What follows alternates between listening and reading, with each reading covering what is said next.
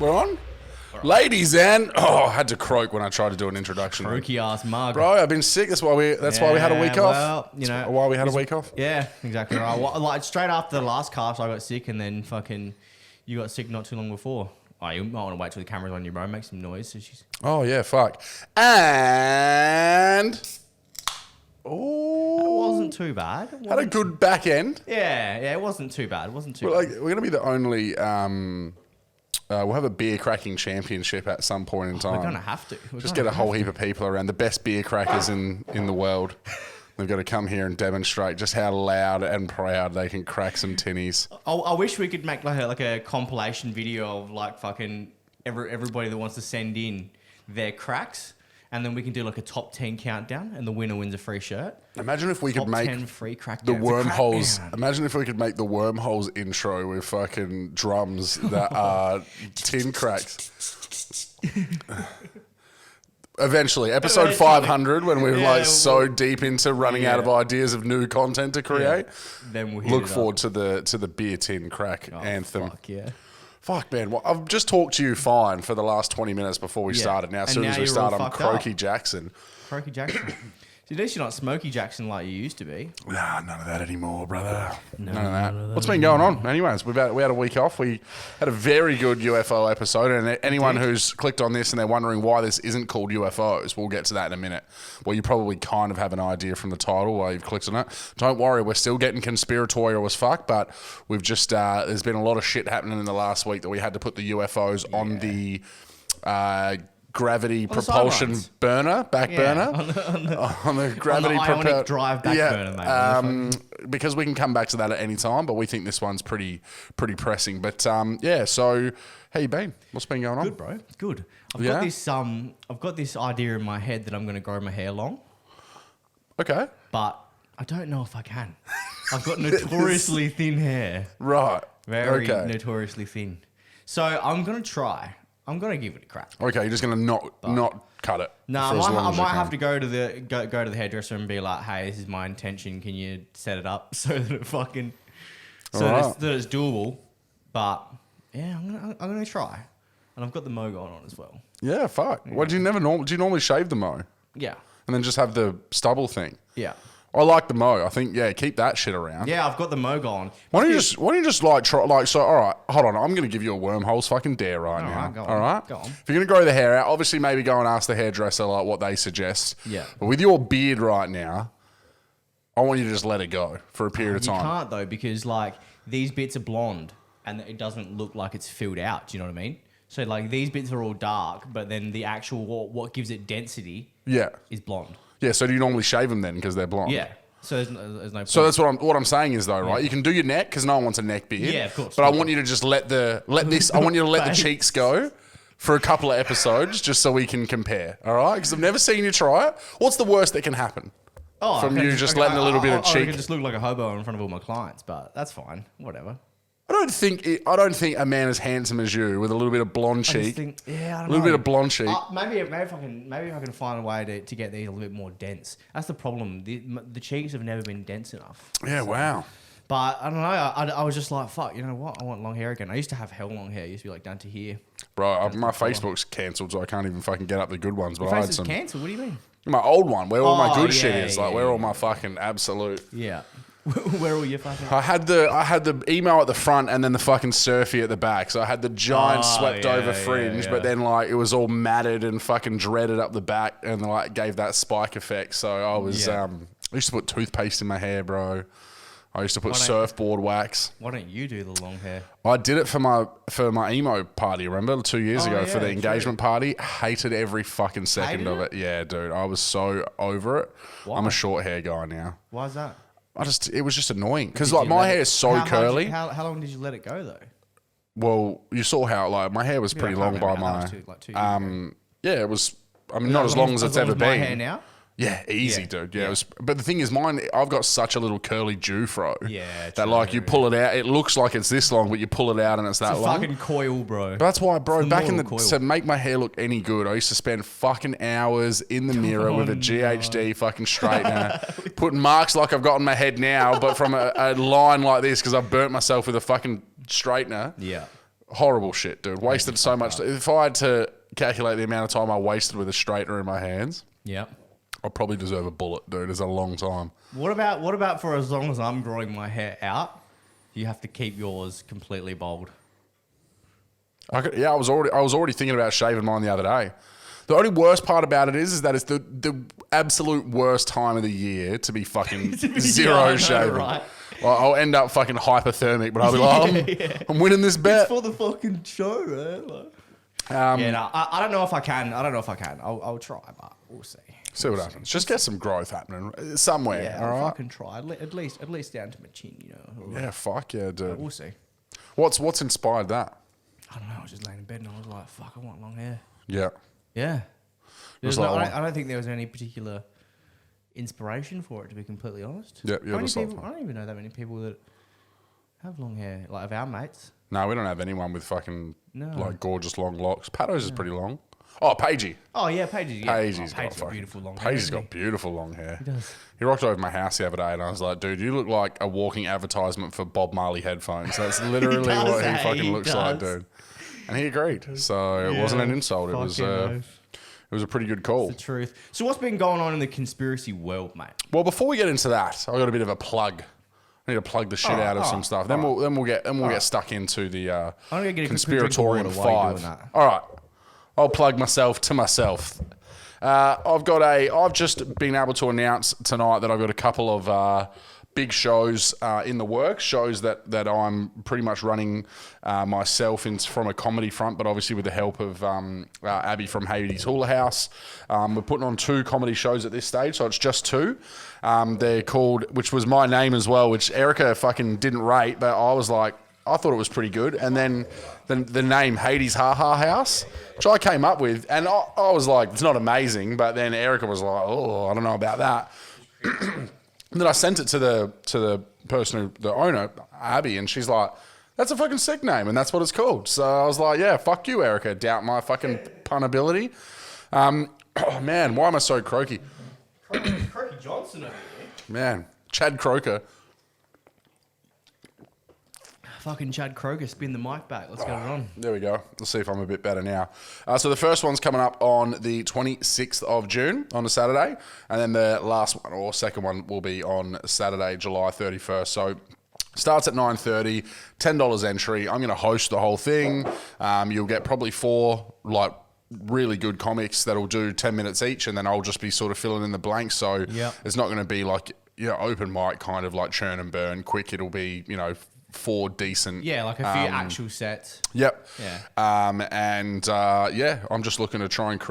Adelaide just needs more places to do comedy, especially places that are not central to the city. So, obviously, it's not exactly the best time to be going out to the beach, but this isn't like it's on the beach. It's obviously down Semaphore Road. It's an awesome little bar.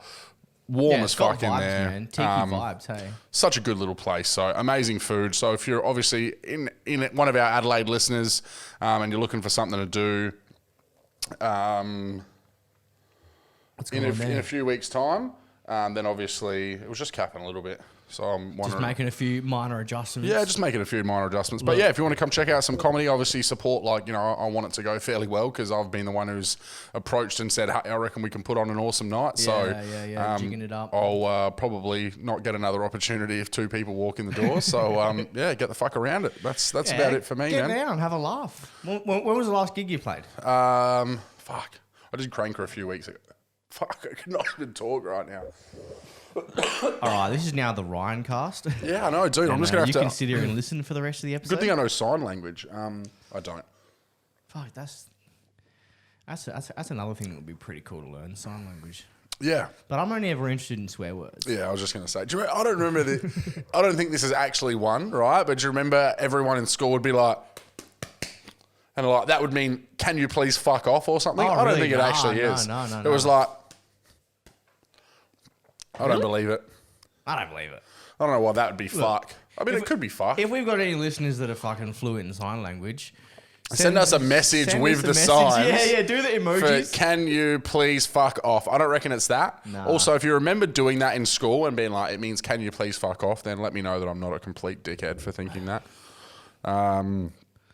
But yeah, so that's it. I've also got me and Rookie are doing a show. Oh yeah. True.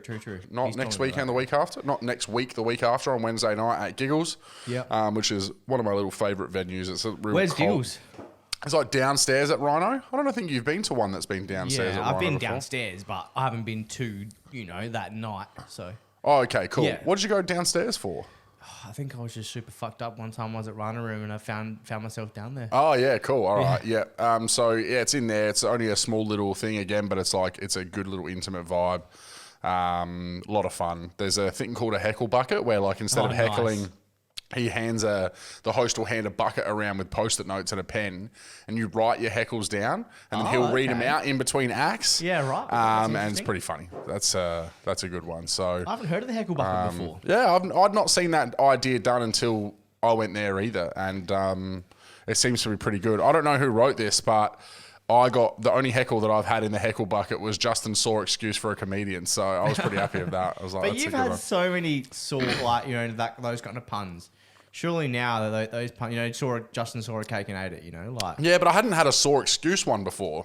So like Saw excuse for something that was new. I've never been much of a heckler, to be honest. No, what? I don't know if I've ever heckled anybody. Hey, I think I've heckled twice and it was fucking perfect. Like I've only ever heckled something so small, so uninterrupting that was just good. And but even then I don't like to do it because I know how off-putting it can be. Yeah.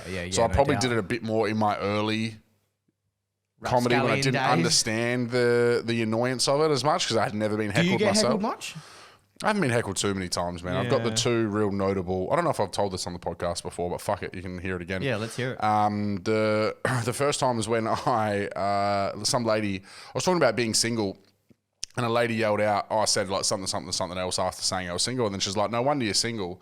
And all I could think of in my head, because I used to say this all the time, just from the Alf Stewart videos, I just was like, I'll fuck you with scissors. This is what I always used to say. And then, it turns out she was pregnant. No.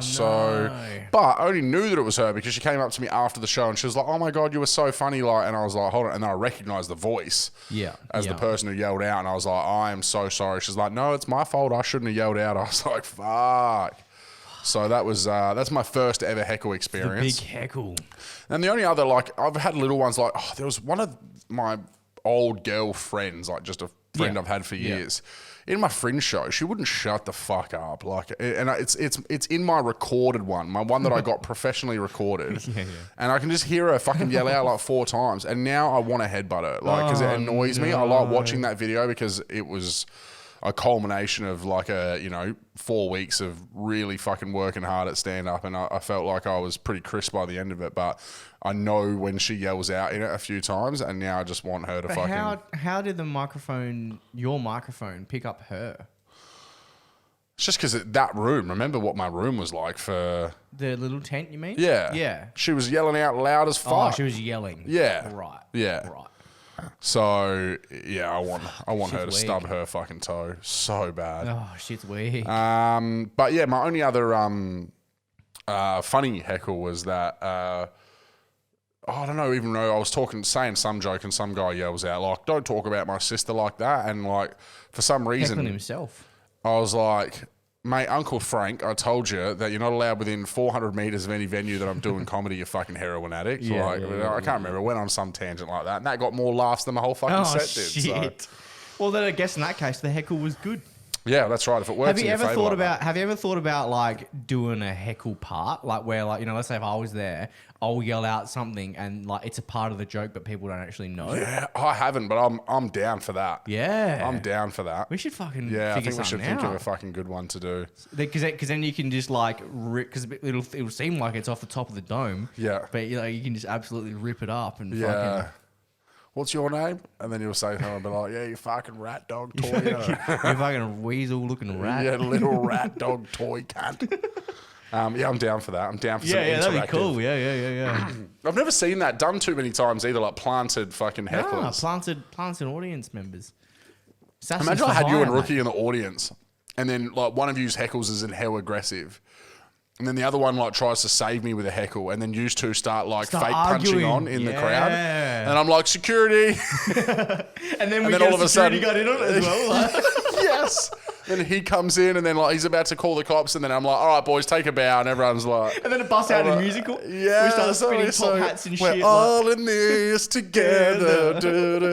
Yeah, fuck yeah, dude. All right. Oh, dude. We're just giving everyone our ideas. We should have said that off mic so that Yeah, I know. Now everyone's going to be expecting. Now when someone heckles me, they're going to be like, ah! They're Here gonna we be go. like, oh, waiting for it. Turns but out then it's you can just... do the double fake. You can be like, that's fucking. It's That just a guy- rigid heckle that time. That guy was a rat dog toy, but this other guy is a rat dog toy plant toy dog. Plant toy weasel rat dog. Fucking hell. So yeah, what a beautiful segue into tonight's fucking hard hitting topic. So obviously we're gonna do the UFOs again, which was a fucking awesome episode. Shout out to everyone who checked it out. Shout out to everyone who gave us feedback. I think that the feedback that I got around it being such a good sort of intro into it, and like that it was stuff that a lot of people kind of knew some about, but we filled in more blanks for them and gave them more of a well-rounded understanding. What we wanted to do. We didn't want to bust a nut straight straight up your nostrils straight away. You know? And now next time when we go a bit harder on the conspiratorial side of it, like stuff that's probably less confirmed or less like 100%. I don't know, it's probably not that much, but when we do go a bit harder on it, it's not going to seem like we haven't sort of established that baseline. So but that's if people are listening chronologically. I don't know if people are listening chronologically. I'm not a chronological podcast listener. I think most people will. I mean, but it won't matter too much. Nah. Because then if they listen to number 2 and they'll be like, oh, I really wish you guys set the scene. You'll be like, well, So go fucking listen to go episode back 1, a you couple fucking episodes. dickhead. Like. Yeah, true. And in the beginning of that episode, it'll be like, now, if you haven't listened to episode 1, you want to get a bit of an intro into extraterrestrials and fucking flying objects, then go back and listen to episode 1. Does it blow your mind that this is 42? Yeah, I know. This is almost a year, dude. So obviously we've missed a few weeks, so you think we're coming real close to a year. Coming in Where the fuck has that gone? hot and heavy. Episode 00 as well, still getting listens. Like it's over Still 300. cracking, yeah. But you know, I used to think it was because like people when they had the podcast come up, it would show like the oldest episode first. But now I've realized that no matter what, it always shows the newest episode first. Yep. So people are actually going back and being like, oh, let's see what it was like at let's the listen to beginning. these dweebs fucking a year ago. Yeah. Have no idea what the fuck they were I talking can't about. go back and listen to that now. I can't. I literally can't do 01. I've listened to a few. I've gone back to a few of the other ones just like for little bits and pieces, but I don't know about that first one. I think that'll be pretty cringe. I reckon, yeah, I think so too. I reckon on the... I'll be so smoky, dude. I'll be Yeah. like, yeah, welcome. This is how we're going to do it today. And, Right now I'm croak, but back then I was 100% smoke. yeah, exactly right. Yeah, the croak smoke. Croak fucking- on the water. Croak on the water. That's what I am right now. I want to for the 1 year, which will be like July. It's like July 12th or something like that after Yeah. this episode came out. Right around full tilt. Right around 4 to shit. Oh. I want to do a bit of a. Hold on a sec. The old computer's having a whinge. I want to do a clip selection, like the best of in the last year. So if you're listening right now and you have a specific moment on Wormholes that you're like, that's still to this day like my favorite part of this episode, and we can do like a little like, you know, flashback essentially. Yeah.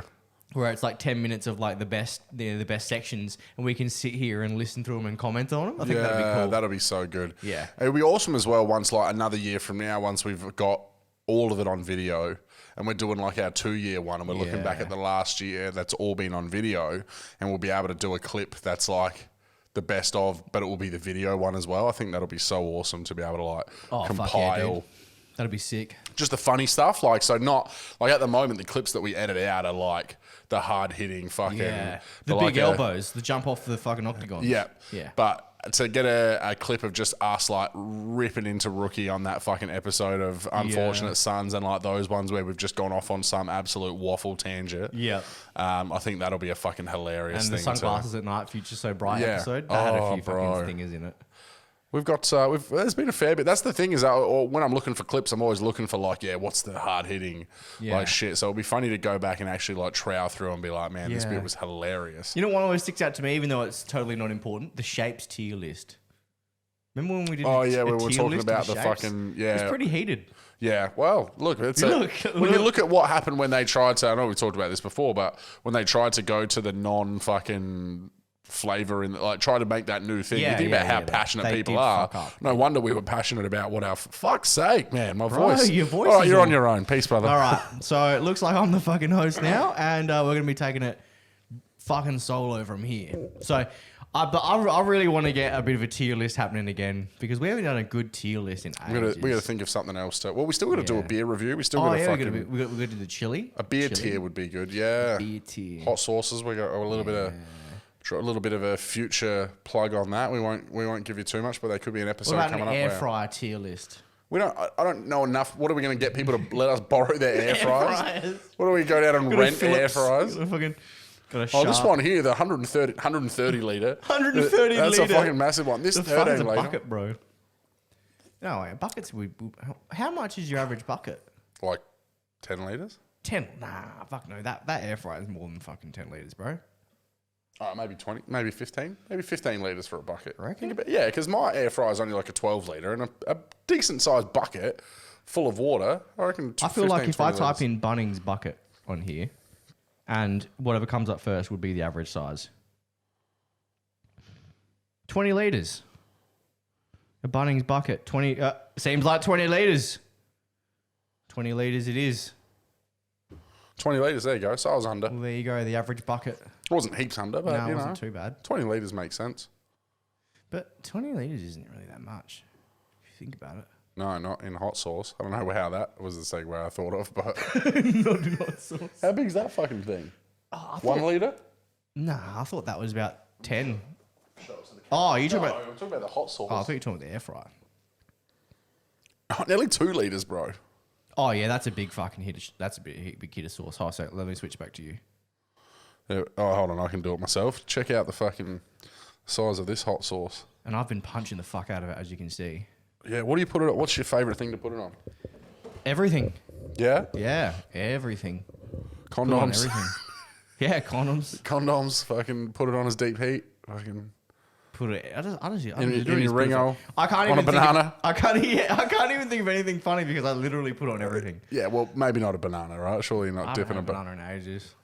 Really? Wow. You just don't fuck with bananas? I just haven't had one in ages. Wow, I fuck with bananas hard, Do you? dude. Yeah. All right, fruit tier list. Let's do it. Oh, fuck's that. I love how this episode was like, we've come into this like, we're going to get deep conspiratorial, but Yeah. fruit tier All right, list. fruit tier list. All right. Bananas for I'm me gonna, at the top. I'm gonna sling two at you, and then you're gonna sling two at me, Okay. and then we'll go. You know, S tier is top, all the way down to D tier is the bottom. Okay. All right. I'm gonna sling like a bit of a common boy at you. Yeah. I'm gonna start with apples. Apples, probably a B for me. Just a B. Yeah, just a B. Like, Is it because they're a bit too common? Yeah, they're just like, they're okay, but I'm never like, yeah, man, I can't wait to fucking smash an apple. Can't wait to punch an apple down, yeah. man. Whereas like, But yeah. apple flavored shit is good.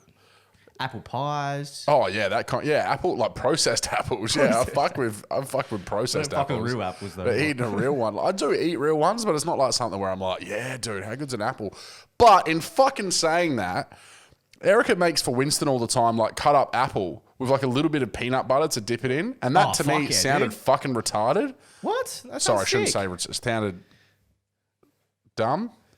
That's probably Dumb worse. Nah, I just sound retarded, bro. Let's just say what sounded it is. fucking retarded. Yeah. And then I tried it, and fuck me, I'm the retard. Have you ever had because celery dipped in peanut butter? I have, but I hate celery more than I hate myself, which Celery's is a lot. just a bit average, hey. I'm not even. Celery We're is not even going to be just- putting that in the tier list. All right. Is that- celery's not a fruit for starters, so there's not even going to be Yeah, yeah. So considered. this is not a vegetable. And tier let's not list. get down to the tomato No, fucking we're not fucking going that conversation. way. All right, I'm going to fling you in a second fruit. All right. All right. Coconut. Coconut? Yeah. Oh, It's not a staple, is it? D. Really. They call, is coconut it's a the fruit? worst. Coconut is the worst of No, all I thought flavours. F would be the worst. I thought F is the Oh, last. we'll do F the worst. Yeah, I think D. Like, the only thing I've ever done good with a coconut is hollow it out and drink beer from it. So that's probably not the coconut itself that I was enjoying in that moment. right. I don't like Bounty bars. Oh, really? I don't, I fuck with there are Bounty some things that are I like a good protein ball that's like got the coconut like on the outside of it. Yeah. But as a general rule, like in some sort of like sweet things, coconut's okay. Yeah. But What about coconut milk? I've never had it. No. I've had almond. I've had oat. I'll fuck with oat milk now, by the way. Oat milk, yeah. Yeah, because Erica was all about almond, and almond milk can chew me the fuck off. That shit is vile. Wow, what's wrong with it? It's just got there's so much taste. Like, I don't want to taste so much taste. Yeah, you want it to be like a neutral playing field, and then whatever else you're putting it on. That's right. Flavor. I want it to that slight bit of creaminess to whatever the fuck I'm doing, right? Yeah. And it's mostly coffee. I don't really have milk with anything else. Like smoothies. I make fruit smoothies and shit all the time. Dude. So, like, I don't need a milk. I want a milk as the fucking agent going in there for the creaminess. Yeah. I don't want I'm not getting flavour from this motherfucker. As the secret CIA sauce. You don't want it to be fucking the main staple of That's flavour. right. So, like, almond milk is just in there poisoning. Almond milk is the beetroot of the milk world. It's just poisoning everything, dude. Big call. You don't I fucking hate beetroot. Anyway, we're steering into veggies. Anyway, we said we weren't going to go to veggies. All right, I'll hit you with 2 fruit. Nectarine. Nectarine. I don't have much of a strong opinion on nectarine, but I'm not going to say, because I'm not just rolling down the street with a bag of nectarine. But Bro, I fucking love nectarine. It's been that long since I've had a nectarine. Last time I would have had nectarine was just in some fucking shitty nectarine juice too. Like, wow. And for a man who eats dried fruit by the bag, I thought that you'd be fucking with more non-dried fruit as well. I haven't had dried nectarine.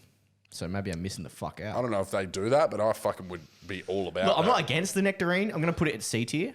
Okay. Right, but it's... If you get a good one and it's ripe, it's juicy as all hell, bro. It's good shit. It's good shit. C's fair. I can't knock them. I can't knock them. Yeah. Yeah. C's like that, when you do the thing and it's like, do you agree, strongly disagree, or have neither opinion? Yeah. C is just that. the middle. You're just like, I'll fucking do it. All right, fruit number 2. I'm going to hit you with... Fuck, I'm running out of... You're running out of fruit. There's been fucking 3 mentioned, bro. The mandarine. See, I've always been a bit of a fan of the mandarine, the old mandarine. I've always kind of felt like it was a bit of a subpar orange, like an orange just trying to be something it's not. Fucking B-grade orange. But I like that it has the individual pieces, parts and pieces but inside. Pips can fuck off though when you bite one of those and you think it's seedless, and you're like, and then you crunch one of those seeds in a mandarine, and then sometimes you just get a mandarine that's like 98% seed, 1% fruit. You just like, and they taste so rank. What's the fucking point of this thing? I can't ever think of a mandarin without, would you rather eat a mandarin or eat a mandarout? That's what I think of every fucking time, bro. Just my cooked brain. All right. Banana. The big boy. The OG. The reason why we started it. Yeah, A for me, bro. A, yeah, because... Not quite S tier, but A. Oh, let's just go A to F. Okay, like fine, classic, fine. A to F, right? Throw an S. It's not fucking Forza, all right? We're not doing... It's not Gran Turismo 2. It's not fucking Gran Turismo license test, all right? It's fucking it's just fruit tier fucking list. fruit tiers. Yeah. A for me because... I think bananas deserve to be A. I don't necessarily think they're like hectic as shit, exotic. But I think they do deserve the top tier. They're easy just to smash on their own. They go so good in fucking smoothie. Like, if that's the thing. If I'm having a smoothie, I'm fucking... There's a banana in it. Nectarine and banana Otherwise, smoothie. fuck off. I don't know. I've never had nectarine in a smoothie, so there you go. But banana all day. And blueberries, raspberries, strawberries, all of that. All of the berry family, fucking get them in my smoothie fucking ASAP. Don't get me started on berries, man. Yeah, they're very good. Fuck, all right. Bananas are probably my top tier. My absolute go-to fruit. Yeah, okay. And then, probably strawberries as numero uno. Especially because Winston smashes bananas and smashes strawberries, right, so they're always fruit in the number house. Fruit number... Whatever the fuck we're up to. Yeah, fuck knows. Grapes. Yeah, I fuck with grapes pretty grapes hard are tough, too. man. Grapes are so... Because they're just that little like... you can just fucking get your peasants to put them into your mouth. And everyone's always like, why don't you wash them first? I'm like, I don't give a shit, dude. Like, we don't have time to do Give me the pesticides. Give me the fucking everything. Like, give me the plastic wrapped around. I'm trying to quit like smoking darts when I get drunk. I don't think the fucking dirt on the grape's going to be the thing that's going to tip me over the edge, right? Exactly right. If I can smoke cancer, I don't think fucking dirt grape is going to be the thing that gets me. Grape dirt, Probably baby. would. Probably choke on a grape. But grapes aren't even in the floor. They grow Here's in a question for you: vines. white or green versus red or those? Which so grapes? This is something that only recently have I really discovered how much I really like red grapes. Yeah, red grapes are way better, dude. Green grapes can fuck. I was a green grape dude my whole life. And then only within the last year or two. It's because mum and dad always just used to get the green grapes. Same. My mum was like, fucking green grape or nothing, baby. Yeah, and I was like, dude, you're missing out on this whole red grape fucking extravaganza. The red grapes have a bit of a fucking after texture to them. Yeah, and there's like the juicy whereas like a green grape, it's just like, it just tastes fucking bland. Basic and bitch, man. It is. Yeah. It is the white girl's Instagram of the fucking... of grapes. I gotta tell you something quickly before we fucking get off of this topic and get into something fucking hard hitting. I watched I've talked before about Bo Burnham. Orange is A tier for me. Orange is A tier? Yeah, orange is my favourite fruit. Really? Yeah. Is that from like soccer days, just like munging them at half time? I forgot about that. Yeah, maybe the best time to have oranges, bro. So like, there's never been a time. Whip out a fucking few oranges, cut them in fucking fifths. And you find that one that's hell big and you're like, I'm getting some fucking juice out of this bad boy. I wonder why oranges were the soccer choice. I don't know. Does Winston have oranges at halftime? No, they have chocolate at the end. I'm like, they've dropped the fucking ball, dude. Eric's like, I want to bring fruit for him. I'm like, yeah, you should. But if they want to keep it sim, like not go too far off the whole chocolate thing, you can dip your oranges in chocolate. What, I'm going to bring a fondue set to the fucking Elizabeth Downs? Bring a fondue fountain to the Elizabeth Downs soccer club. Fuck's sake, dude. You can get dipping around here. Like, leave them out to set overnight. Fucking beautiful. Bang them in the fridge. Dehydrate. Bob's your uncle. Yeah, so they've got chocolate now, but what the fuck was I just about to say? Oh, so plugging a show. Now, I've talked before about Bo Burnham as one of my probably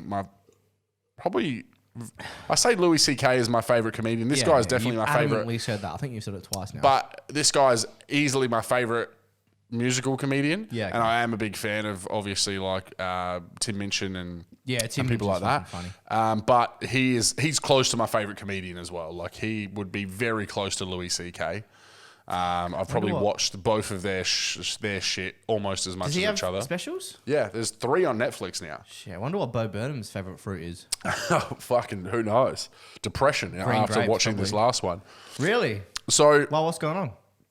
So I've talked before about Bo and how he talks about how he's dealt with like really bad anxiety and how he was getting massive panic attacks on stage, and he took a massive break off of doing stand up. Now, so you watch his first 2 shows. So his first one's called Words, Words, Words. His second one's called What. There's not very much self-actualization. It's very much just about the comedy. It's very much just about, teetering on the edge of like offensive but hilarious stuff. And he just does it so amazingly well. Very self-deprecating, but not in a way that's like because it's funny, not because that's how he actually feels. In his last 2... the one called Make Happy, you can tell that like in the third one, he's really struggling with that kind of sense of self, and it comes out in some of the songs at the end of the show. And then after that one, he took 5 years off. So he finished that tour to record his special. Oh, 5 years. Then he was so like ruined and defeated by these panic attacks that he was having on stage that he's like, I'm going to take time off and I'm going to work on other projects because I can't keep doing this if this is how I'm feeling every time I'm going on stage, or nearly every time I'm going on stage. Yeah. So he takes 5 years off, gets himself back to a level where he's in January 2020 about to start performing again. Of course he did. Yeah. So he then decided, well, I'm in lockdown, he would try and create a special on one camera with one MacBook and some fucking lights that he had out in his shed. Yeah. And fuck me, dude, if it's not one of the most incredible pieces of art that I've ever witnessed. Really? I think that I would advise you to go back and watch at least his last one, if not his last 2. Yeah. Because you really got to understand a bit more about his style and everything to really appreciate how good this is. Yeah, okay. But even on its own, man, just to watch it objectively as a piece of art that's clearly been created by one person through the pandemic, it's amazing. The songs are good. It's nowhere near as funny as his previous ones, but it is in some ways hilarious. But towards the end, where it does get darker, and like it goes through the journey of him like creating it. So like at the beginning, he's got this he's never had a beard before ever, but in the start of it, he's got this bit of a beard. But the songs are kind of more upbeat, and you can tell he's getting into. But then all of a sudden he's 6 months into making it, and he starts dealing with the whole like, I want to finish this, but also when I finish it, I've got nothing to do. Yeah. And then like he gets to like 9 months and 12 months in, and he's like clearly going through the depression of how long we've now been in lockdown and all of those kinds of things, especially living in the US. And yeah, dude, like me and Aaron were sitting there like just so mentally exhausted after watching it, but in the best kind of way. Yeah, okay. But it was like so much so that Erica and Aaron's partner got home they were at the psychic fair, and they were like, "Did you guys have a fight or something? Like, what's wrong?" And we're like, "No, we've just been on a fucking on a journey."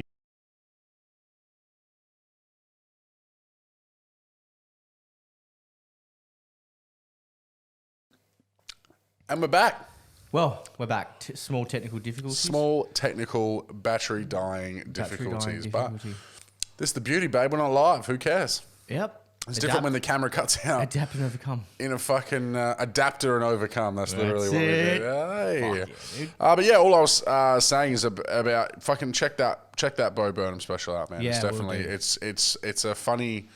The good thing is as well is that it doesn't focus on coronavirus.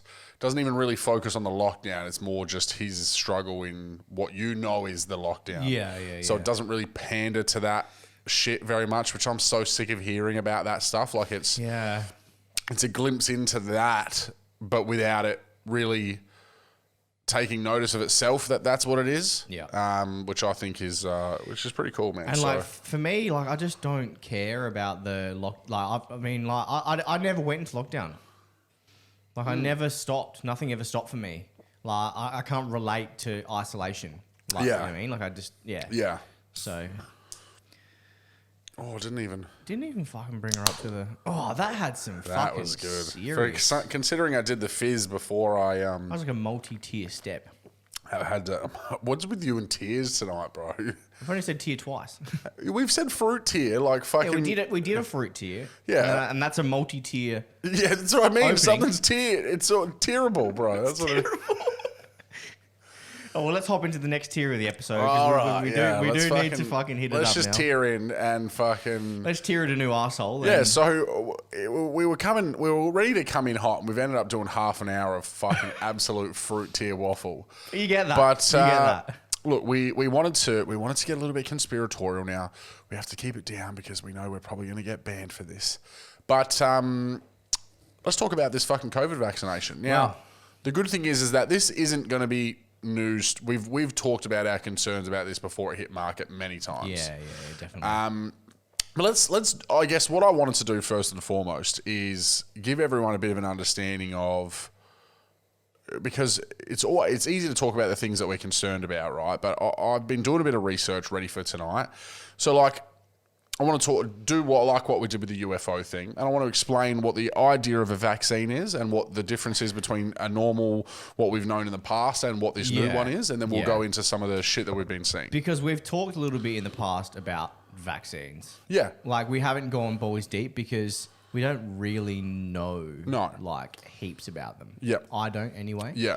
So I've been doing a bit more research lately, especially with what's been happening. So obviously, like most people will know this, but the idea of a normal vaccine is that they inject a small amount of the virus into you. Your immune system then recognizes that and starts to be able to understand how to easily produce antibodies. It's almost like a how-to guide. It's like a training session. Yeah. It's like a seminar. Yep, like a fucking PowerPoint presentation on a virus, so that when you were to encounter it again, it's going to be able to identify it and shut it down. Because what your normal body response is that when a virus enters your body, the immune system takes a while to understand how to defeat it, and so that's why you're going through 3, 4, 5, 6 a week, 2 weeks worth of croaky fucking whatever I'm going through at the moment, right? But that's not saying that you got the vaccine because you didn't. No. Yeah. No. I'm just saying that the idea of a standard vaccine is to do that, right? That's the ones that we've known for the dawn of time with measles and all of those, is that they give you that small amount of a thing that you don't actually get a reaction from it. Obviously, the flu one's a bit weird because a lot of people do get flu-like symptoms afterwards and then end up getting the flu anyway. But we won't go into that one too much today. But the idea of this new one, so this mRNA vaccine, is basically, it's almost like a computer programmed vaccine, because it alters your DNA, doesn't it? In a way, it's just the way that it's not that it alters your DNA, or I think that the concern is that it can be alters your RNA. So the idea is that the virus, when you've seen those photos of it, you can see that the virus has all those little spikes around it. Those spikes. Those feet. Little feet. Yeah, that's right. They code this vaccine to basically be able to, like for our cells, to be able to develop those feet as well, and then use that to combat the coronavirus. So it's just like Bruce Lee versus Jackie Chan in a fucking kicking only spar. Yep. Basically. Exactly. So the things that are straight away concerning about that is that when you're basically programming your body, you're not. The idea of normal vaccines was obviously finding a way to allow giving a sword to your immune system, right? Yeah. So it was basically like giving you, as I said, PowerPoint presentation, a handgun, whatever you want to fucking call but it, not to your making immune you system. the cell itself Captain America. Yeah, not actually fucking. Well, that's the whole thing. It's like a mutagen type fucking thing where they're actually like developing, and where it gets real fucked up, right, is that the virus is said to have come from natural origins. And if you're using the study of that natural origin as a way to then make this vaccine, you can't patent it. And what the fuck is the point, like we say with all of our conspiracies, if it doesn't make money? Right? There must be some kind of ulterior motive. They have to change the thing so much to make it patentable that then then you're starting to stray away from the thing that you're actually using to program this thing with. Does that make sense? So like you start with like, okay, so here's a sample of the virus, here's these spikes that we need to replicate in this thing, but then we need to alter it so much from what we've got from the initial virus sample so that we can then patent this and then make it profitable. Yeah. Because you can't patent something that is from natural whatever. So any sort of natural derivatives can't be patented. So it has to be something that's artificially manufactured. So they've got to change this thing so much so that it can fall under, we took this and we did this, and this to it. Now we're going to patent that process to end up with this thing, which just means that what are those processes and what are the things that they're doing to it that we're never going to get really, be privy to, that's going to end up with what we're actually being injected with.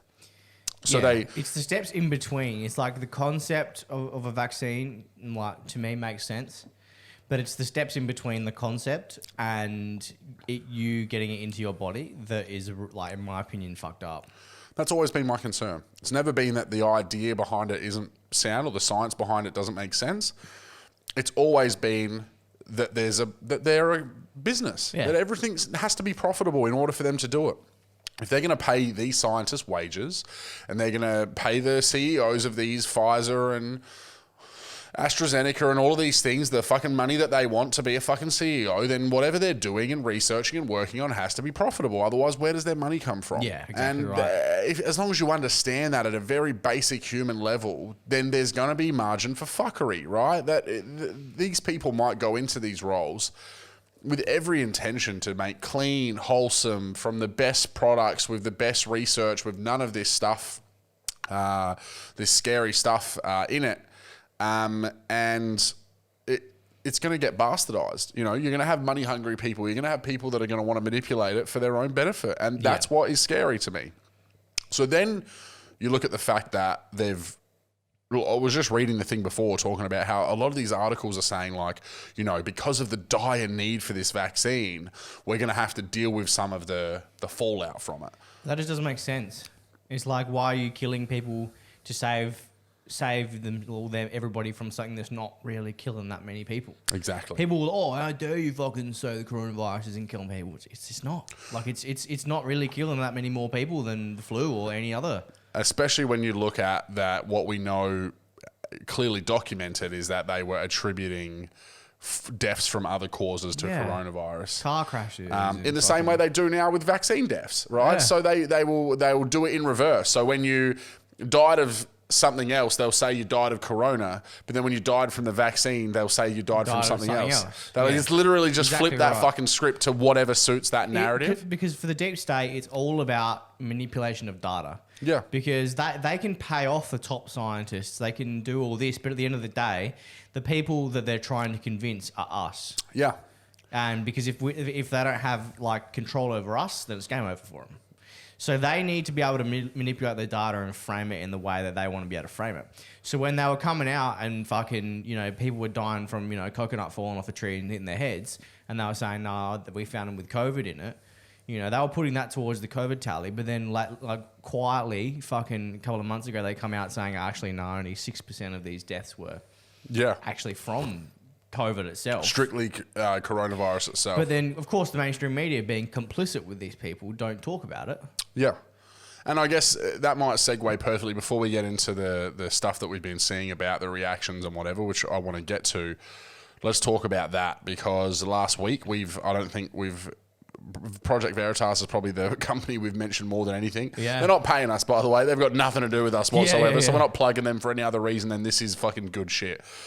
Yeah, they're just genuinely good. The last thing we talked about them was that obviously the CNN the hidden journalism, the hidden cameras for the CNN technical director, where he was talking about how it was fear-mongering and how it was propaganda for coronavirus and all of that kind of stuff.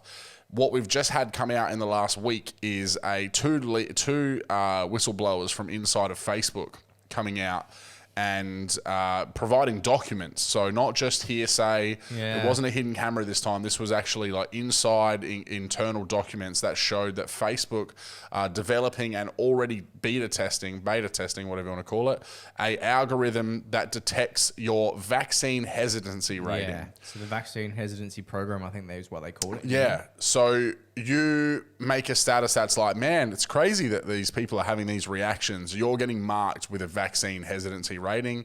They're going to stop you. They're going to stop that post from showing up on your friends' walls. And they might not necessarily, and this is where it becomes interesting, because that's why they call it shadow banning. So you may not get a warning or you may not get a ban, but they're going to what's the word? They're going to like lessen your reach. Yeah, they're going to hide it. Yeah, they're going to basically, you've made this status, and then you're going to wonder why no one's engaging with you, or only 10 people are engaging with you, and they're probably the other ones that have been marked as fucking vaccine hesitant, and they know they're all going to get shadow banned as well. And what was the scariest part about this thing, right? Because, you know, you'll hear that and you'll go, well, we kind of already knew they were doing that kind of stuff. And you're right, we do. Twitter have been found to do it with the shadow banning stuff, especially with the political landscape. But why this was really scary is that this document showed clearly that they will also like demote you or shadow ban you for sharing truth. So it could be a mainstream news source that's been forced because of some event that's happened, that there was clearly, you know, a group of people that had an adverse reaction to the vaccine. And then you share that article, and then they will still assign this vaccine hesitancy, because if it's anything that is deterring other people from wanting to go and get the vaccine, then you get shadow banned. Yeah, because it doesn't fit their narrative. That is the most oligarchical, fucking Orwellian 1984 shit you can possibly imagine. Well, you go back and you look at 1984 now, and a couple of years ago, I was like, yeah, you know, that kind of stuff, you know, is pretty intense. Some of it, you know, seems to be implementing or already happening, but I didn't think it would actually get, you know, towards the whole 1984 fucking scenario. But you read it now, it's basically the here. You know what I mean? Like, the surveillance, the control, it's insane. And to think that's, I mean, what's scary about it as well is that this guy said that between Facebook and Instagram and WhatsApp, over 3.6 billion people have accounts. So you're talking about over half the population all rely on this as their source of media. So if they are only promoting things that are pro-vaccination and demoting things that are anti, and not even anti, like I'm so sick of hearing that. It's not even hesitant, vaccine hesitant, which I think everyone should be allowed to do. And when we get into these reactions that people are having, everyone should be feeling that way. Well, yeah, you should be able to think or feel any way you want about it. Yeah. But obviously they're going to demonize, you know, and like call you an anti-vaxxer and try and like throw you into this group of people that whether or not you think vaccines are this or that, they're going to want to demonize you because they don't want you falling out of like line, you know, the thought crime, you know, they don't want you fucking thinking that if you think the vaccines, there's even possibly something wrong with it, and that's not even going into talking about the mercury that's found in the vaccines or any of the heavy metals or whatnot, right? They just do not want you thinking that vaccines are anything but fucking perfect for you. No, that's right. They don't want anyone. They don't want anyone fucking thinking anything different or speaking out about it. Like it's absolutely crazy. And you know, it's something where that's the kind of stuff that scares me more than anything is that, you know, so if you look at it holistically on what we were just saying, you know, we're talking about how, sorry, I'm just trying to find this, this chemical compound that I want to talk about in a second, SM102. But so you've got these vaccinations that are clearly being rushed to market. Yes, they come out and they say, oh, but these mRNA ones are quicker because of the way that we're actually programming them. You still can't sit there and say, yeah, they're quicker to rush to market, but that you have any sort of understanding of the long-term effects that they might have. And again, we'll get into the side effect stuff in a second. But then you've also got like the narrative being controlled about how this is good and going against it is bad. Like, so you know that there's money involved, you know that there's like some sort of political landscape control involved, you know that there's this mainstream media involved, social media involved, big tech giants involved. Like that should scare the fuck out of anyone. Yeah. And it's like we've talked about with everything, like when they push something on you, but then they don't promote normal things like good health and building your, you know, what we talked about, the idea of a vaccine, a standard vaccine is to boost and control and benefit your immune system, but they're never talking about the general day-to-day things that can massively improve. Yeah, they never say go outside and get some sun. Yeah, because and that's the whole lockdown thing. Yeah, is like it all plays hand in hand because these people don't have your best intentions. If you can seriously look me in the eye and tell me that the government has your best intentions in heart, then I don't even know what to say to that, honestly. If you actually think the government are here to help and support you, you gotta open your eyes, man. Yeah, and it doesn't matter. It's at that point now where you literally just gotta fucking chill out. You really gotta fucking open your eyes and like just stop believing just because it's the narrative that everybody's told to believe, or the news. Like, I was having a conversation with someone recently, and it's not like I was even saying vaccines are this and vaccines are bad and vaccines are killing you and all this shit. I was just saying, like, here's what I'm leaning towards. You lean towards whatever you want, right?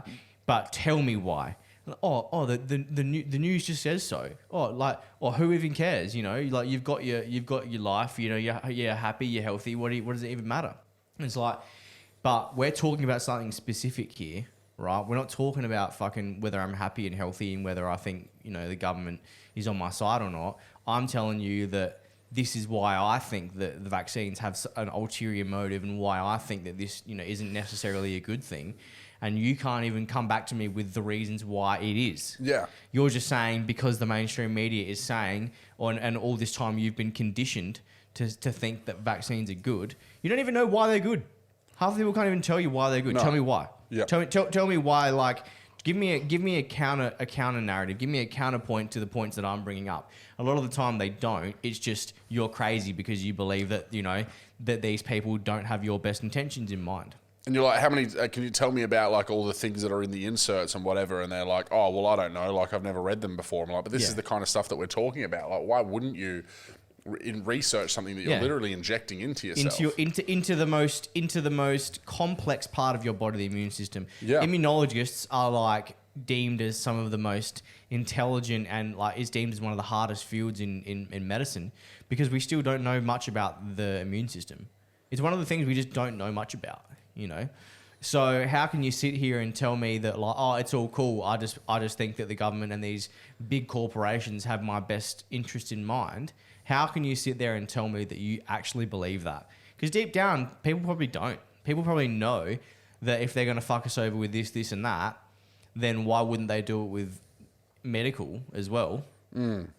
But they're just so conditioned, and the second that they hear another counter narrative or they hear any other argument, even when it's like sound, even when it's fucking sound, a sound argument, they're just like what's it called? Cognitive dissonance. Yeah. They'll just literally shut down and like they'll resort to anger because they don't want to understand that what they've been told is a lie or possibly a lie. Yeah. I'm not sitting here saying that everything is here and I'm some full fucking crazy, like full-fledged fucking anti-vaxxer, like you got to do this, you got to do that. Yeah. I'm just saying that we need to question it more because like we said last time we talked about this, the idea of training your immune system, I think, is a good idea. Yeah. I think if there's any way we're going to be doing it, I think training it so it naturally defeats the viruses or whatever else, the diseases itself, is possibly the best thing you could do. But now we're starting to get evidence that that's not what's happening anymore. It's now actually editing your immune system. Yeah. Yeah. So, and then that has so much margin for error and that has so much stuff that we're not going to truly understand until years after... I keep banging the fucking table, sorry. Years after these people have had it injected into them. And, it's just been so rushed. There's no way that clinical trials or whatever... So to get into some of the stuff that we're seeing, the thing that sparked this was, and shout out to Arnie Brooklyn, if you're listening, she'll understand why I've said that, but for tagging us in some stuff. But the most crazy thing that I've seen is, and I'm talking, I've now watched hundreds of different people do it, is they've become magnetic. Yeah, man. That actually really shocked me. I couldn't believe it. When I saw the Instagram videos, I was just like, all right, now this is starting to get a bit wacky. And I haven't been down too many, like me and you, obviously, after the whole 2020 election and kind of all of our feelings about what was going to happen around that time that kind of didn't come to fruition, kind of probably depressed us a little bit, and we kind of have retracted a bit from the conspiracy world. Like, see, for me, sorry to cut you off. For me, my focus, it's not like I detracted from the conspiracy world itself, but my focus shifted from like the political to the financial. Yeah. Because I have been balls deep into crypto. And the way that I look at crypto is the white hats or the good people have obviously made this to try and fuck over the deep state that control our current financial system. So it's like not like that. Yes, I was hell upset and like hell like down that, like a lot of this Q stuff that came out, a lot of it did ring true, but then it just kind of like stopped. And then like I felt the momentum shift in like a lot of the other people as well. Like the Gab group kind of just like went private because it was getting spammed. And then I listened to a lot of podcasts and they weren't really saying anything that was like resonating with me. So I was like, you know what? I need to shift my focus. So I shifted my focus to cryptocurrency, something that was definite, something that was like tangible and something that I could do to fight back against the deep state, essentially. And now I'm starting to go, all right, this is cool again because there's some shit starting to roll again. Yeah, and it's like, and it feels like it's, as we talk more about this stuff in a second, it starts to feel like it's becoming dire need that we need to talk about this. Like we need to at least be asking these questions. So as I said, I've seen probably now 100 plus videos of man, woman, child, all of which are, there's two different key things here. And I'll tell you this because this is a very good starting point. This is the woman's Instagram that I was tagged in. And if you go through her, what are they called? Highlights. Because all of her story highlights and start from the beginning and work through to the end. Not only will you see her experience, which is pretty fucking horrific. So what's the account called? Just so we can. Her name is Britt Galvin or Brittany Galvin, but it's Britt. BRIT_Galvin. She's just got her face as the cover photo, and you'll see she's got about 20,000 followers now as a result of everything that's been going on. But if you start at the beginning, she'll talk about her, like, what she believes is a really bad adverse reaction to the shot. A few days after she got it, I think it was only a few days, maybe a week or so, but then she ends up like passed out on the floor, has to wake up and ring herself an ambulance, and then ends up in hospital. And now she's been going through all of these different issues. Well, I heard that she couldn't even ring. She had to yell to ask Google or Siri to ring the ambulance. No, she didn't know that until afterwards. Oh. So she learnt that after. She's like, if anyone's got a thing, I just found that out today that's what I could have done, but she managed to ring the ambulance for herself when she woke up. So she woke up on the bathroom floor after passing out. Yeah. So she was in incredible amounts of pain.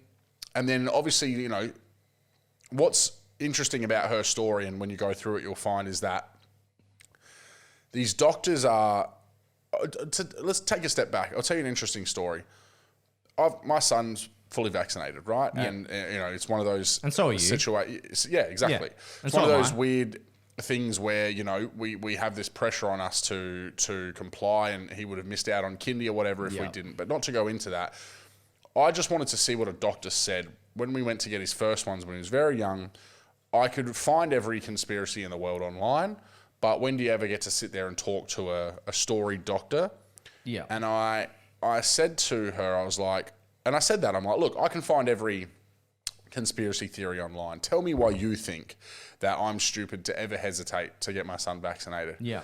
And instead of going, well, look, blah, blah, blah, blah, blah, blah, blah, here's all the good things. She started treating us like fucking monsters. Real. And that made me so much more scared than I ever was before. Yeah. Because she was like, I don't have the time to sit here today and talk to you if you're going to think that any of that crazy shit has merit. Like, blah, blah, blah, blah, like, just got so angry and defensive. And I was like, but I didn't ask her in a bad way. I asked her in the most, like, my customer service voice of all time.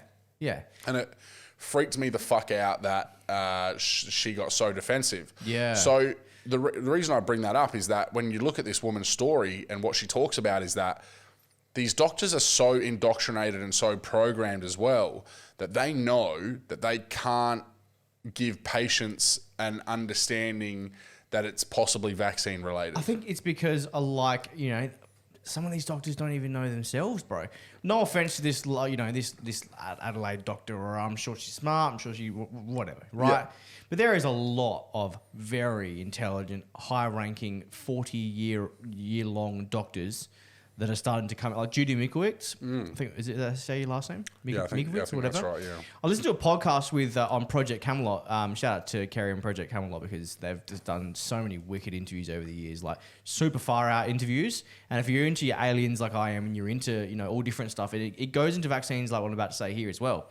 But she interviewed Mikovits and another doctor, and between them, it was like almost 100 years of fucking not just immune system research, but just general doctorate research. And they were saying that like a lot of these doctors and a lot of these people, these general practitioners, they just don't know, man. Well, that's they just don't have the clearance, if you want to call it that. Like they might know, oh yeah, this is what's in it, but they don't really know, And I'm not shitting on general practitioners or whatever. I'm just saying is if she was just so hesitant to even give you a reason why, like we said before, tell me why they're good then, because we can sit here and tell you why we think they're bad. I want you to sit here and tell me why they're good and why these particular concerns of ours are invalid. Instead of just sitting here going, "Oh, you're fucking crazy, bro." Well, we did have a good doctor that said to us, "He's like, there is risks, but we believe that the benefit outweighs the risk." Okay. So when you look at the way that we've been able to eradicate some of these diseases, that's because that while there's a risk with everything, that we believe that the complete eradication of things like the fucking plague and what's the one that always polio and all of those things. The interesting thing with the polio one is they when the polio vaccine came out, coincidentally they renamed polio like a certain type of polio disease. Yeah, I've heard that, so polio itself, the numbers dropped significantly. Yeah. But all they did was rename it something else. I can't remember. And you also look at how many people fucking died and got cancer and shit from those. But anyway, we'll come back and do a fucking full one on the history of this shit another time. Let's focus on where we're at with it at the moment. But so that's the first thing. First thing is that, so people who have had the vaccine have become to have noticed that they have a magnetic pull around the area that they were vaccinated. Yeah. So there was forks and knives sticking to their arm and shit. Yeah, coins, bobby pins, like so many different kinds of metal. And like everyone was like, oh, you're probably doing something to rig this or whatever. But when I've seen as many videos as I have and they literally pick the thing up, some people have alcohol wiped their arm, like done all of these things to try and prove that there's nothing like that they're trying to fucking be a part of this thing, like that it's not a fucking TikTok challenge, like that these people are generally feeling this.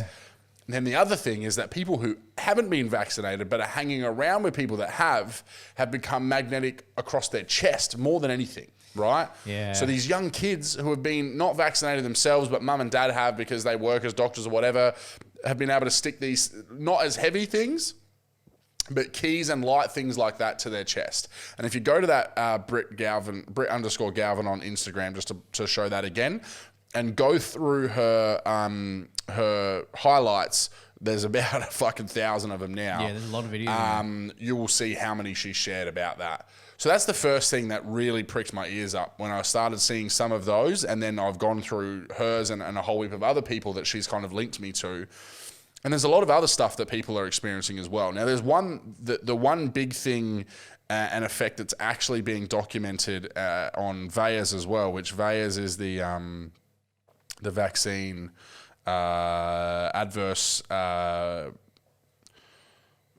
response like database. Yeah, so I didn't actually know about this database. Neither did I, and I only found out about this. The thing that everyone always says, oh, but everyone can report on here, which I understand.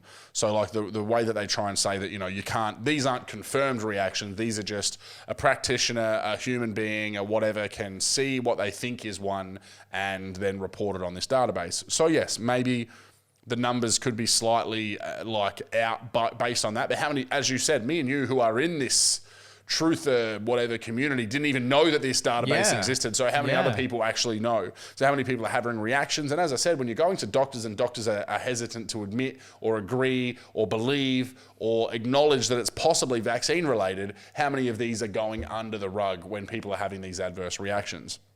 So one of the things that let me just try and find this here, because one of the big things that they're investigating at the moment is heart issues from it, right? Yeah. So the first one they talk about is myocarditis and pericarditis. Right. So in April and May 2021, there have been increased reports to the Vaccine Adverse Event Reporting System, VAERS, of cases of inflammation of the heart called myocarditis or pericarditis happening after COVID-19 vaccination in the United States. These cases have been reported after vaccination with the Pfizer, BioNTech, and Moderna COVID-19 vaccines and have mostly been reported in adolescents and young children. So that's one of the big things that they're talking about. Yeah. And that's on a publicised way. But what is in her Instagram that a lot of people start to talk about is women who have miscarried after having it, which is insane. Very interesting. Women who have had it and then started having like incredibly insane menstrual cycles, having 2 in a couple of weeks, having one that lasts longer than one ever has before, missing it and then having a really big one. And that some people have even reported this as being like, they have been around people who have been vaccinated and it's thrown theirs way out as well. Right. The other thing was, and the two other big ones were kids that have been around vaccinated people. So not being vaccinated themselves, developing like horrible looking rashes or getting really bad nosebleeds. Yeah. And like, again, it was something where people are actually sending photos of the tissues covered in blood or the rashes on their kids, and you scroll through her stories and you see these rashes on these kids and they go, spent like one of them, she even says, the woman says she has an ex-husband or ex-partner or whatever, so the kids have shared custody. So her kids aren't vaccinated. She obviously, her son's a teenager, so she's like, I don't see him naked all the time. He dresses himself, does whatever. He's like 10 years old or whatever. But then he went to the dad's, and obviously the dad saw him and he had this massive rash when he got there. Then they went to the doctors. The doctor couldn't explain where it was, but then it started going away. And so then they were like, oh, good, all good, it's gone. Then went back to his mum's house. And then by the time he went back to the dad's, had the rash again. Yes. So like him being wild, near the vaccinated person is causing this reaction. Yeah. And that's what our friend, who we can't mention, but that's what our friend who got us onto a lot of this stuff was saying. She was saying that, this vaccine is acting like a virus itself. Yeah. So it's a self-spreading vaccine. Yeah. Which is super interesting, because what better way for these people to, with their ulterior motive out there, their depopulation agenda, what better way to get this, this thing that they've wanted in there than to make it like a virus itself? And what if you created this virus thinking that was going to do half the job, and then the vaccine was going to do the other half. And that, especially now that the virus hasn't done half the job that they probably thought it was going to, if it was made in a lab like we believe, because the idea of it coming from bat soup. Well, there's even more now starting to come out that Fauci, I think himself, is even starting to say that it was somewhat laboratory engineered. Yeah, it's because again they've got to like create a new talking point, but never really like give you some truthful information. But if you the crazy thing is as well is that we talked about the censorship, is that so many of her posts are being censored. Any of her videos where she talks about the vaccination pop up with a COVID information thing on the story. Like, so these algorithms that are being built by Facebook and obviously Facebook own Instagram are listening to the audio of things. Like this episode, if you're listening to it, fucking who knows for how long, because we've said the word that many fucking times now that this will probably be gone. We could lose our whole fucking Facebook page over this, but I will fucking die before I don't talk about something that is as poignant as important as this. Exactly right. Because whether it's an algorithm trying to shut us down, or whether it's fucking, a person sitting there behind us going, we don't like the views of these wormholes dudes shutting us down, we're always going to fucking find a way. We're always going to find. That's the thing with the truth. Propaganda, it's flashy, it's fast, it's quick, it's new, it's shiny, it's exciting. The truth isn't exciting. The truth is painful. It's slow. But at the end of the day, it's the truth. And we will always come back. And there will always be a way that the truth of community and people that want to know what's going on in this world, we could get banned from Facebook, and we could get banned from Instagram, and we could, whatever. There's always going to be a way that people like us are going to get their voices heard. And people were like, I think a lot of people that didn't always necessarily agree with my points on my Facebook were quite surprised when my Facebook got completely disabled, because they're like, well, hold on a second. Like, you need to be able to sound off from, like we've said all the time, you've got to be able to have the left and the right. And I'm not just talking about the political spectrum. I'm talking about everything, right? You've got to be able to have the farthest this way and the farthest that way, and then find your middle, whether it's more this way, more that way, whatever. If you don't have that, and that Project Veritas clip drops last week, and I don't share it on my Facebook because I'm so fucking scared of being banned. Yeah. And that means that's the whole point. The whole point of it is to do exactly what they're doing, is to stop me from being a voice. So I'm having to rely on this podcast to do it now, which again, they could eventually take away from me, to try and get these points across. Why are you doing that if what I'm saying has no merit? If it was, exactly right. If it was fake, if it was false, if it had no merit, then why are you working so hard to silence it? It's like, you only cop flack if you're over the target, mate. You know what I mean? Like and when, like, as I said, a close personal friend of mine found a pedophile appreciation group, like a boy lovers group on Facebook, reported the group, then it didn't get taken down. So, like, he reported it, like, why is this still existing? They're literally posting photos in this group, like, this is fucking disgusting, and then got banned for reporting it.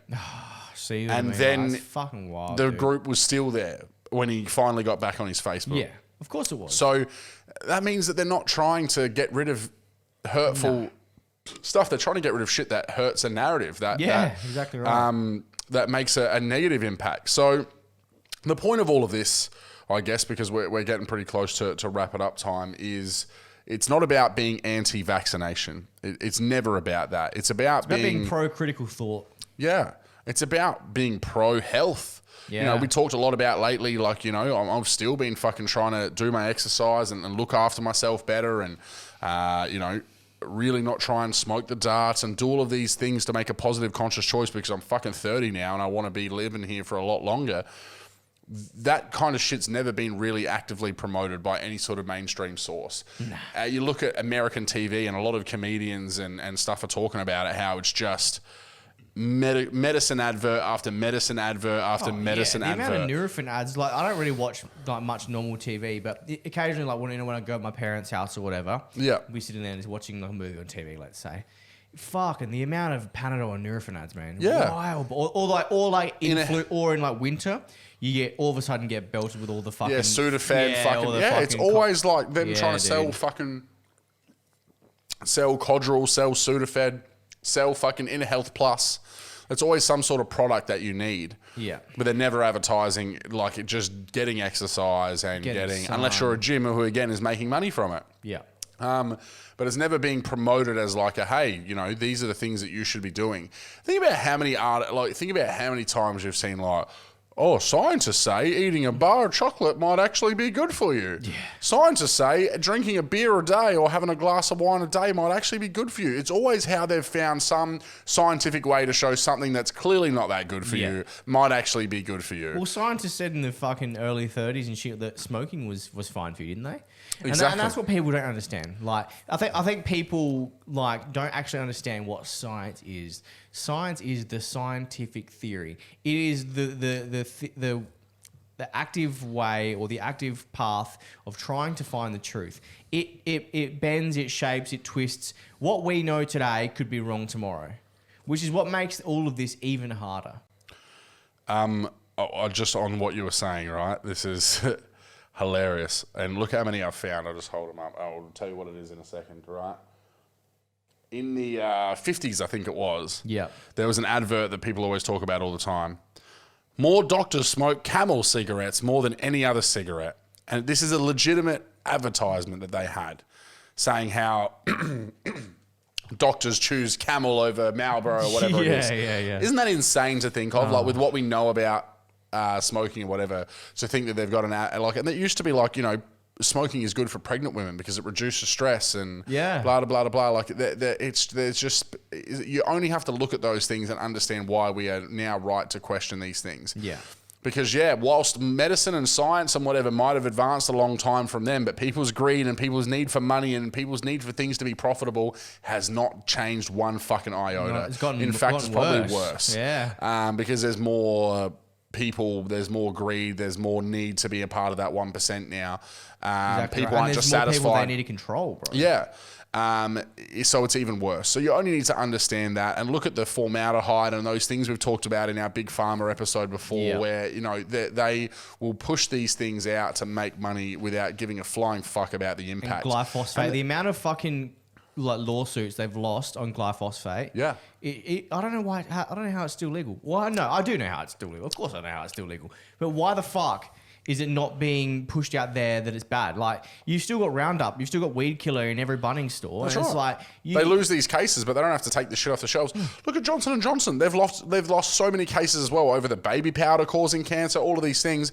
They've just made a fucking COVID vaccine. Yeah. And no one fucking bats an eyelid. You know, it's crazy to me that this stuff is not, that, you know, I know a lot of the people that listen to this podcast are going to listen to this and understand where we're coming from, but if we've somehow forced the general population to listen to this episode, a lot of people would be thinking that we're fucking batshit crazy. A lot of people probably couldn't, man. They'd probably be like, I just can't listen. I can't handle these two fucking dweebs. Guys. Yeah. They don't know what the fuck they're talking about. I'm not sitting here saying that I'm fucking Nikola Tesla. I'm not sitting here saying that I'm Thomas Edison, fucking scientific mathematician brain, you know, like Jimmy Neutron motherfucker. Jimmy Neutron. I'm just like, you know, I'm just saying that, like, what I'm seeing doesn't line up with what I think the truth is. Yep. And there is so many examples, like, you know, formaldehyde, like glyphosate, like the mercury poisoning in like some of these cases in the vaccines. Yep. Like the RNA stuff, you know, like how there it's and the stem cells, the aborted 14-week-old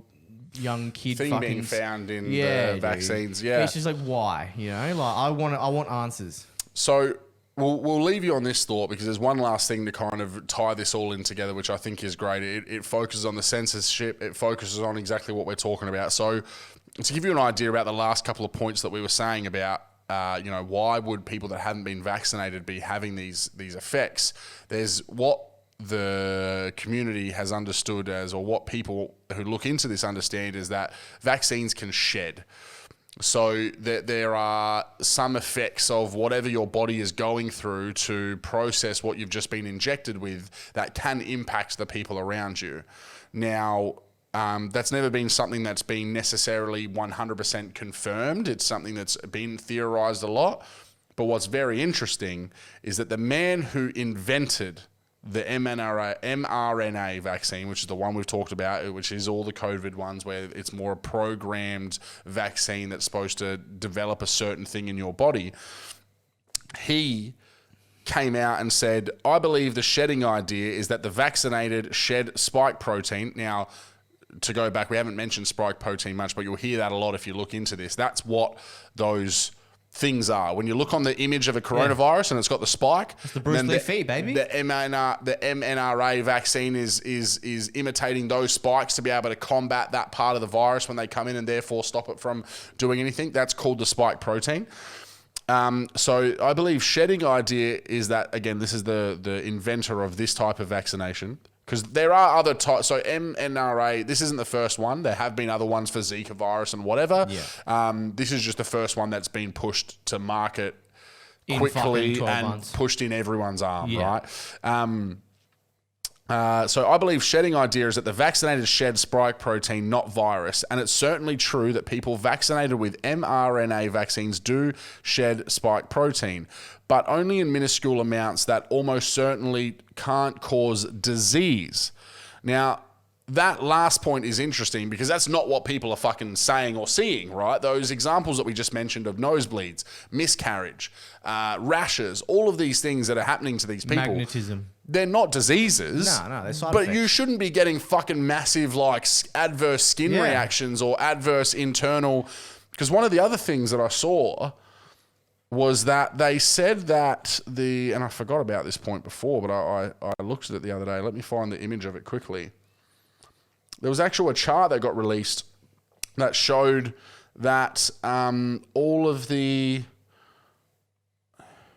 Let me have a look at this.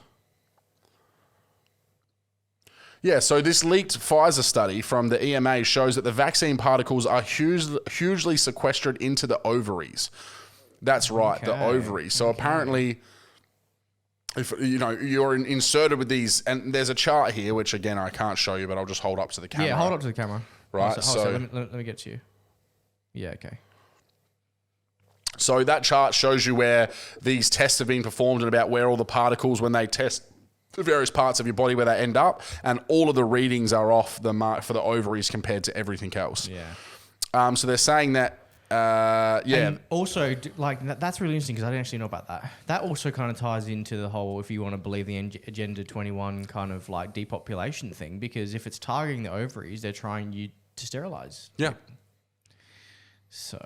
And again, it's something like that, trying to do a mass sterilization, which is a lot of what the Bill Gates conspiracies, or a lot of the reason why you'll hear conspiracy theorists hate on Bill Gates is because of the belief that his vaccination work in third world countries, like Africa, was about mass sterilization. Yeah. So, how do you stop there being a massive food issue or whatever? Well, if you stop them all from being able to fucking procreate and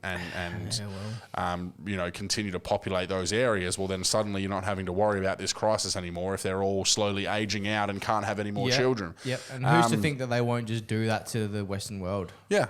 Wow. That's the thing. And that's that whole problem of we are so disjointed from those parts of the world that we don't understand or care about what's going on. But, there are proven things about what bad contraception, I can't remember what the one was called, but I've talked about it on the podcast before, that they released in Bangladesh that was causing all of the brain tumors and deformities and whatever, because they went, yeah, this is safe, and rolled it out. And again, just another example of they want to push it to market to make money.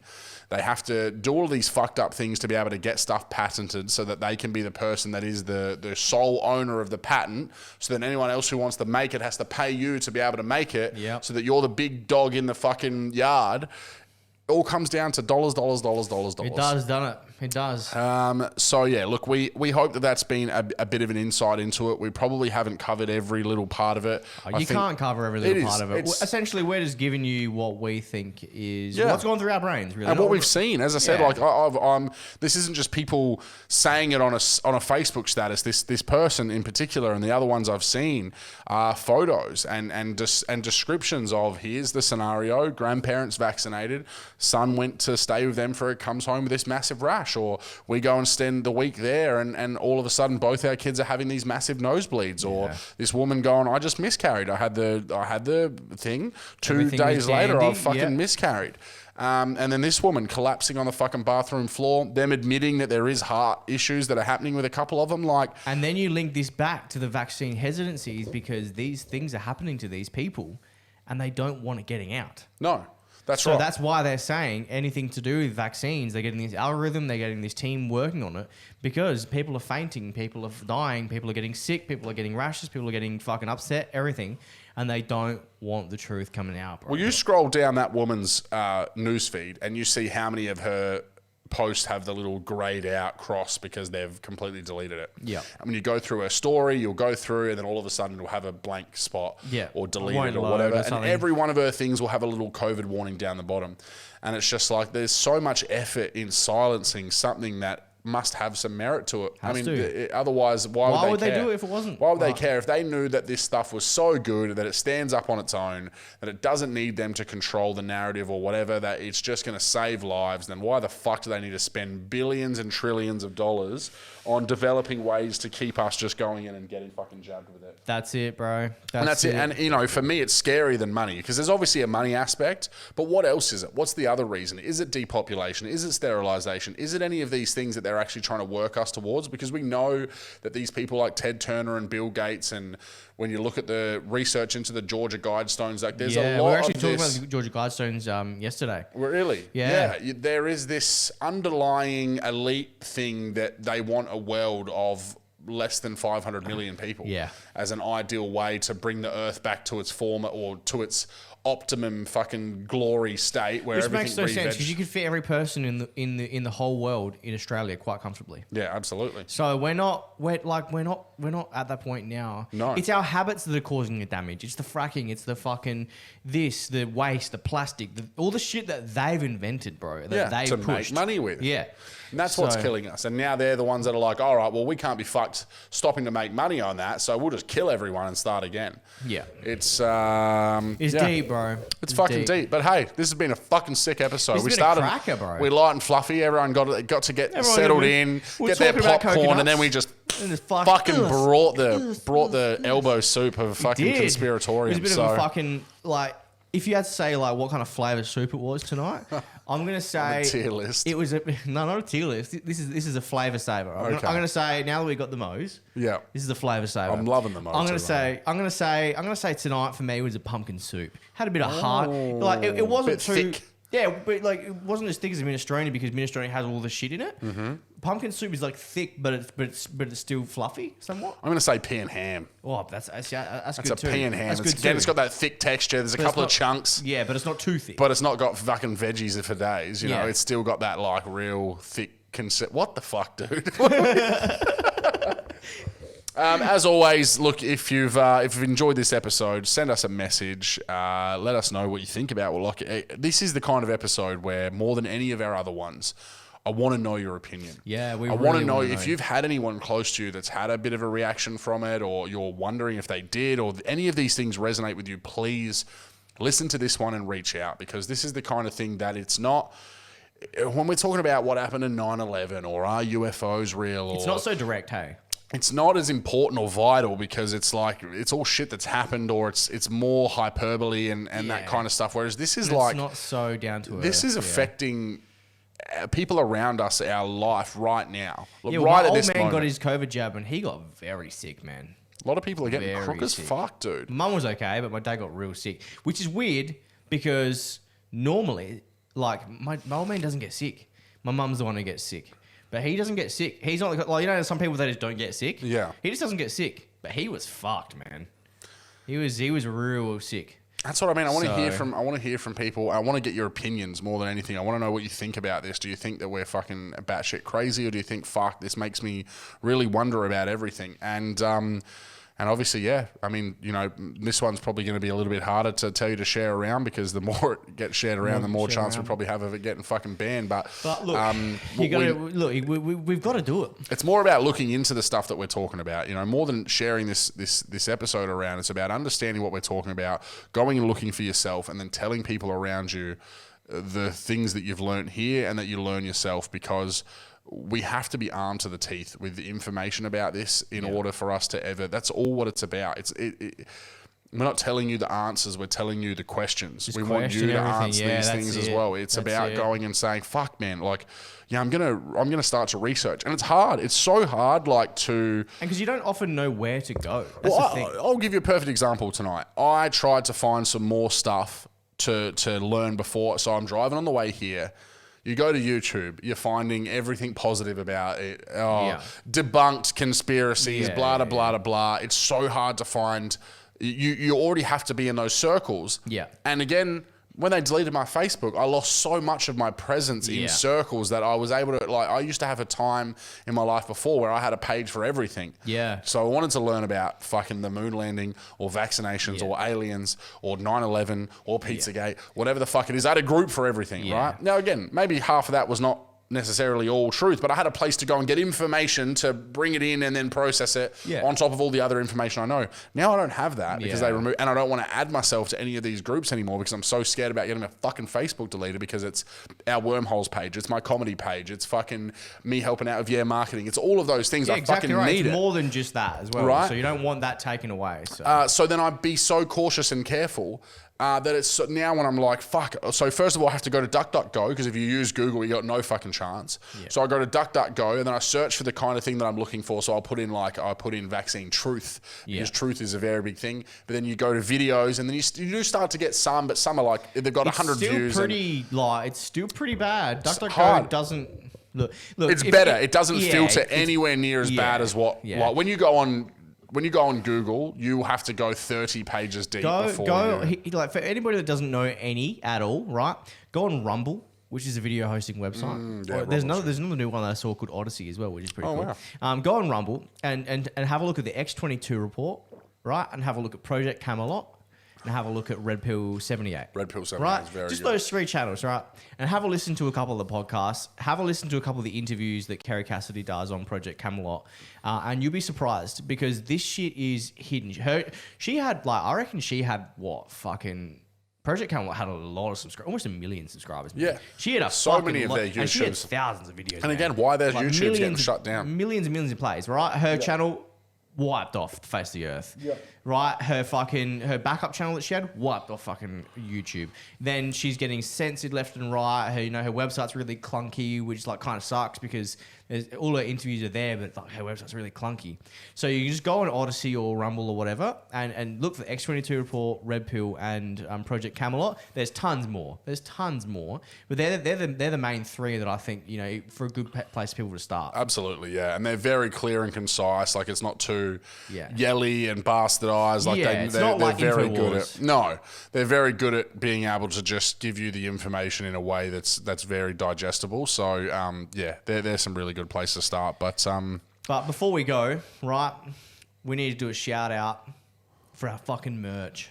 Yeah, fuck yeah, dude. Get around. We got a new line. So we got a full new line. We want you to get the fuck around it. We're already planning if this festival doesn't get fucking cancelled in July that we're going to get everyone wearing their Wormhole shirt, and heaps of people have messaged me saying they're so keen to do it, and man, just to get people coming up like, oh, are you guys like from a band or whatever? Like, no, we're from fucking Wormholes, bitch. We're a fucking podcast, baby. It'd be so fun. Like, we'll make it a thing as well. Like, if anyone asks us, they've got to get their phone out and hit fucking. And hit subscribe. Like on Facebook and subscribe on Spotify. Where was I? I was at Cranker. I got 2 people to subscribe while I was at Cranker. That's sick. People are like, oh, hey man, what's been going on? Oh, not much, man. Just working on the podcast. They're like, oh, you were on a podcast? Yeah, man, I do this and that. Yeah. Oh, yeah, where is it on Spotify? Yeah, I'm like, they're like, I hit that follow button right now. I'm like, damn right, baby. You'll get on that. Get on the YouTube channel as well. Also, get on the YouTube channel, man. Yeah, because we're putting these. Button. If you're only listening on Spotify, how are they going to know? We're doing video now. We've been doing it for what, 5 episodes now? Yeah. I think this is 5th one. Yeah. 5th one. Yeah. So teething problems are starting to get sussed out. Well, this is the worst non-live one we've had. We've never had a camera die in one of our other ones. Yeah, so a camera died in the live, and now a camera died tonight. But they were the GoPro in the live, and then it was back to the Sony being a cunt tonight. So we'll figure it out. We'll get there. Well, look, from now on, at least we know. Maybe fucking hook the battery thing up every time. Then we got no concerns. Yeah. So YouTube, Wormholes Podcast, classic. Spotify, Wormholes Podcast. Instagram Wormholes Podcast, Facebook Wormholes Podcast, just whatever the fuck you're on, just go put on Wormholes there. in everything that you've ever done, just and gently tickle the fucking like. Yeah, You that's don't what have we to want. smash it. We're not asking you to smash it. But I mean, If you want to smash if it. you want to throw elbow soup at it, that's fine. If you want to throw a pea and ham at it, that's fine. A bit of fucking... Bit of chicken and You want to corn. throw a pumpkin elbow, fucking go your hardest. Go- Bit of go butternut pumpkin pumpkin elbow. elbow. If you want to throw a flying pumpkin knee, then... hey, look, my throat kind of... when we got into... That's the funny thing. When we got into the conspiracies, my throat was You're just like, like, "Fuck this you're not shit, holding man." back now. You got some shit to discuss. Your I'm throat good. grew the Jackie Chan legs. Yeah, I Spikes. got a vaccine in my throat. I'm Damn not going to joke about that. All right, that's it. Thank you so much, my very brother, much. for another fantastic episode. As Peace always. out. Love you all. Peace out.